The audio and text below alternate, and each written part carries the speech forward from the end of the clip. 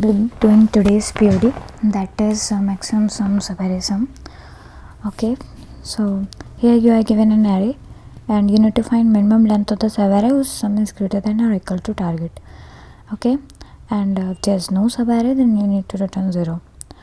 Okay, so it is a subarray. Okay, if there is no condition like minimum length, you can just sum the whole array and it will be, if it will be more than target, then you can return just the size. But if it is minimum, then once you find the valid window, then you need to make it reduce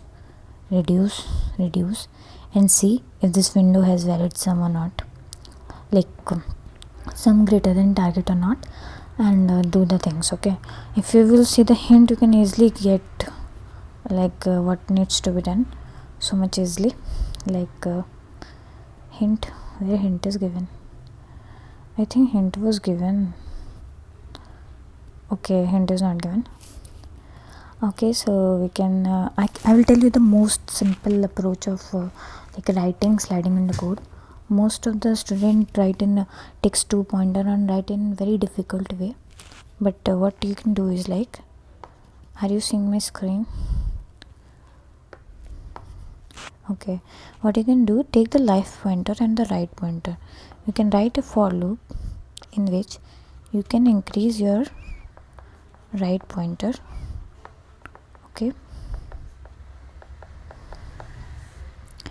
Okay, and once you find the valid window, you can do whatever you want to do. Like in this question, we want to minimize the answer, so we can take answer at int max. Okay, and we can minimize it and return the answer later.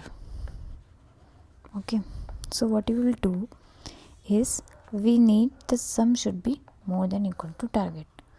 So this is the flowing sum or current sum. Okay, and how you will find the valid window? If it sum is more than equal to target. Okay, and what you will do then, you will try to reduce that window. Okay, so while this condition, like while your window is valid, you will try to reduce your window. Okay, so you know one thing, that if there are two elements, suppose 2 3 4, 0 1 2 at the indexes, so how will you find how many elements are between these two elements? 0 and 2, 2 minus 0 plus 1 upon plus 1. Okay, so 3 elements. Okay, so it means length between 2 L and R is R minus L plus 1.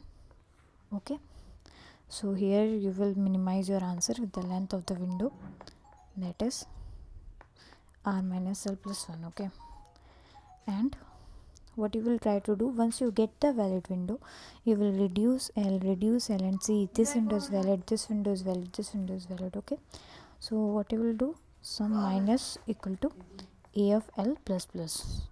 Okay, this is the code, so you can follow it every place. Okay, so let's write it. Okay, so instead of writing, we can like see the summation, because I am recording it 2 times. Like, I have recorded it before, but it was not like okay.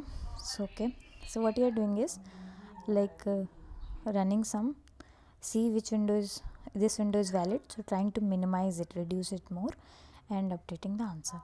Then if your answer, if the target is so much big and you never reach this loop, then answer will never be updated and you can return 0.